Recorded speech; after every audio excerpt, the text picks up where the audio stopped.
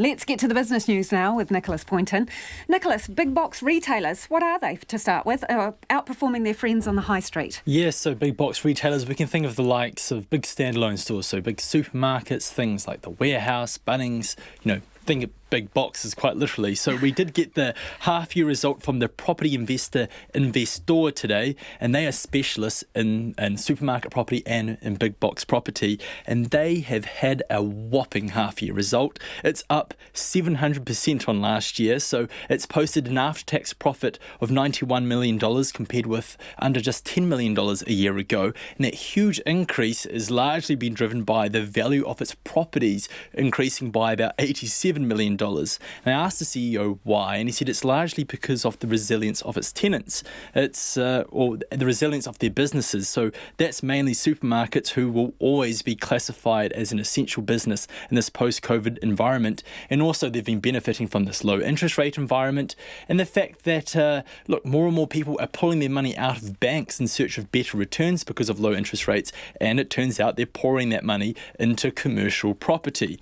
And the reason why this is interesting, I find, is because, we've heard plenty of stories about how the retail sector has been hammered by COVID-19, in particular on the high streets of cities and towns throughout this country. But it's clear that this sector has been able to shrug off the very worst effects of COVID-19. Its tenants have been doing very well, and it's not just supermarkets, and that's by Investor's accounts. It's had to support a number of its tenants throughout this year, but that's through rent deferrals and abatements. But it says for most of its tenants, they've now come off those and they're now trading on their own and they're going well.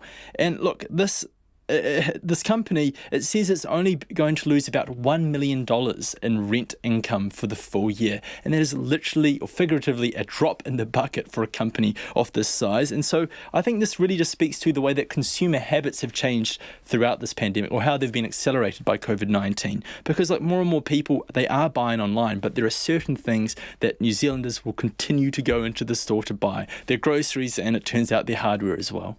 Okay.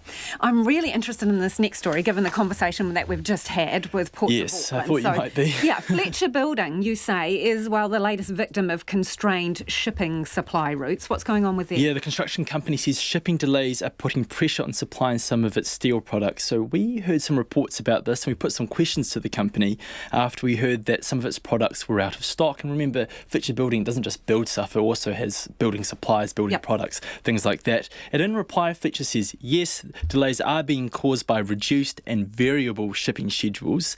And in addition, it says it was having to import steel products as it stopped making this in this country, and that's only adding to the time or the delays to meet those, to supply these orders. The company did brush aside the delays, however, saying that the impact on business has been minimal and it's monitoring the situation. But look, this just appears to be a story that will not go away. Yesterday, we got the latest read from the performance sector. That's from the BNZ Bank. Didn't have time to talk about it on the show last night, but surprisingly, in that result, what came as a real shock to me was that the demand for new orders in the services sector is through the roof. It's outstripping the supply in terms of sales and actual stock deliveries, which this index manages. It shows that they are in contraction territory. When I spoke to the bank's economist about this, he says that many firms are dealing with constraints both in staff, that is its own story completely, but also getting those necessary supplies. And one of the consequences of this could be, higher prices. So look, it's unfortunately, until this congestion subsides, we're only going to hear more and more stories about this from different parts of the economy who've been affected by not being able to get stuff into the country on time when they need it. You can't sell what you don't have, and if you've got a limited supply, it's going to cost you more, as you point out. What's been going on the markets today, Well, Nicholas? The NZX, it closed up 20 points to 12,765. Our dollar, this was the last time I checked up at the screen upstairs, it had just eclipsed 69 US cents. And that says the US dollar has seen some losses today as the return of some restrictions in some US states. And there's also been some worries about a smooth transition for the president-elect.